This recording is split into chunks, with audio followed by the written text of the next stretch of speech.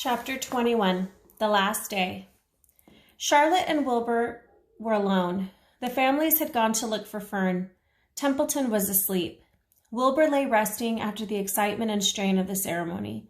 His medal still hung from his neck. By looking out the corner of his eye, he could see it. "Charlotte," said Wilbur after a while, "why are you so quiet?" "I like to sit still," she said. "I've always been rather quiet." "Yes, but you seem especially so today. Do you feel all right?" "A little tired, perhaps, but I feel peaceful. Your success in the ring this morning was, to a small degree, my success. Your future is assured. You will live, secure and safe, Wilbur. Nothing can harm you now. These autumn days will shorten and grow cold. The leaves will shake loose from the trees and fall. Christmas will come, then the snows of winter. You will live to enjoy the beauty of the frozen world, for you mean a great deal to Zuckerman, and he will not harm you, ever. Winter will pass, the days will lengthen, the ice will melt in the pasture pond. The song sparrow will return and sing, and frogs will awake. The warm wind will blow again. All these sights and sounds and smells will be yours to enjoy, Wilbur. This lovely world, these precious days." Charlotte stopped. A moment later, a tear came to Wilbur's eye.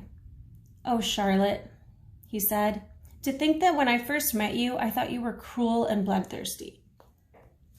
When he recovered from his emotion, he spoke again. "Why did you do all this for me?" he asked. "I don't deserve it. I've never done anything for you."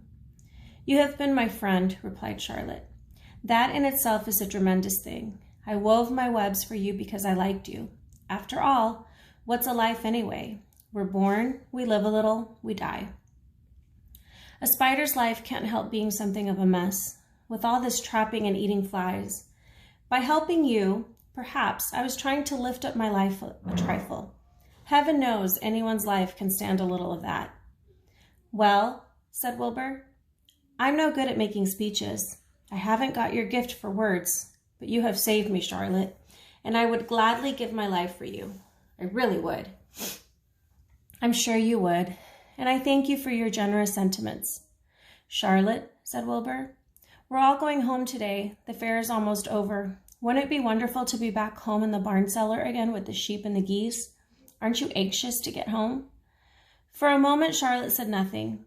Then she spoke in a voice so low, Wilbur could hardly hear the words. "I will not be going back to the barn," she said. Wilbur leapt to his feet. "Not going back?" he cried. "Charlotte, what are you talking about?" "I'm done for," she replied. "In a day or two, I'll be dead. I haven't even enough strength to climb down into the crate. I doubt if I have enough silk in my spinnerets to lower me to the ground." Hearing this, Wilbur threw himself down in an agony of pain and sorrow. Great sobs raked his body. He heaved and grunted with desolation. "Charlotte," he moaned. "Charlotte, my true friend." "Come now, let's not make a scene," said the spider. "Be quiet, Wilbur. Stop thrashing about." "But I can't stand it," shouted Wilbur. "I won't leave you here alone to die. If you're going to stay here, I shall stay too." "Don't be ridiculous," said Charlotte. "You can't stay here. Zuckerman and Lurvy and John Arable and the others will be back any minute now, and they'll shove you into that crate and away you'll go. Besides, it wouldn't make any sense for you to stay. There would be no one to feed you. The fairgrounds will soon be empty and deserted." Wilbur was in a panic. He raced round and around the pen. Suddenly he had an idea. He thought of the egg sack and the 514 little spiders that would hatch in the spring. If Charlotte herself was unable to go home to the barn, at least he must take her children along. Wilbur rushed to the front of the pen. He put his front feet up on the top board and gazed around. In the distance he saw the Arables and the Zuckermans approaching. He knew he would have to act quickly. "Where's Templeton?" he demanded. "He's in that corner under the straw asleep," said Charlotte. Wilbur rushed over, pushed his strong snout under the rat, and tossed him into the air. "Templeton!" screamed Wilbur. "Pay attention!" The rat, surprised out of a sound sleep, looked first dazed, then disgusted. "What kind of monkey shine is this?" he growled. "Can't a rat catch a wink of sleep without being rudely popped into the air?" Listen to me, cried Wilbur. Charlotte is very ill. She has only a short time to live. She cannot accompany us home because of her condition. Therefore, it is absolutely necessary that I take her egg sac with me. I can't reach it, and I can't climb. You are the only one that can get it. There's not a second to be lost. The people are coming. They'll be here in no time. Please, please, please, Templeton, climb up and get the egg sac. The rat yawned. He straightened his whiskers, then he looked up at the egg sac. So, he said in disgust, so it's old Templeton to the rescue again, is it? Templeton, do this. Templeton, do that. Templeton, please run down to the dump and get me a magazine clipping. Templeton, please lend me a piece of string so I can spin a web. Oh, hurry, said Wilbur. Hurry up, Templeton. But the rat was in no hurry. He began imitating Wilbur's voice. So it's hurry up, Templeton, is it? He said. Ho, ho, and what thanks do I ever get for these services? I would like to know. Never a kind word for old Templeton, only abuse and wisecracks and side remarks. Never a kind word for a rat. Templeton, said Wilbur in desperation, if you don't stop talking and get busy, all will be lost and I will die of a broken heart. Please climb up. Templeton lay back in the straw. Lazily, he placed his forepaws behind his head and crossed his knees in an attitude of complete relaxation. Die of a broken heart, he mimicked. How touching. My. I notice that it's always me you come to when in trouble, but I've never heard of anyone's heart breaking on my account. Oh, no. Who cares anything about old Templeton? Get up, screamed Wilbur. Stop acting like a spoiled child.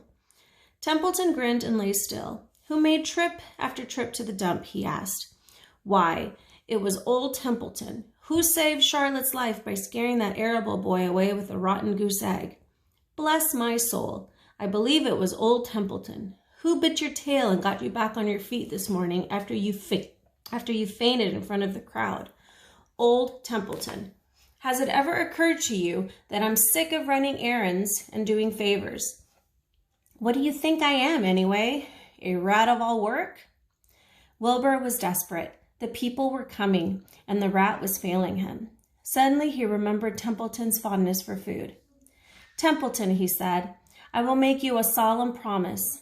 Get Charlotte's egg sac for me, and from now on, I will let you eat first. When Lurvy slops me, I will let you have your choice of everything in the trough, and I won't touch a thing until you're through. The rat sat up. You mean that? He said. I promise. It crossed my heart. All right, it's a deal, said the rat. He walked to the wall and started to climb. His stomach was still swollen from last night's gorge. Groaning and complaining, he pulled himself slowly to the ceiling. He crept along till he reached the egg sac. Charlotte moved aside from him. She was dying, but she still had strength enough to move a little. Then Templeton bared his long, ugly teeth and began snipping the threads that fastened the sack to the ceiling. Wilbur watched from below.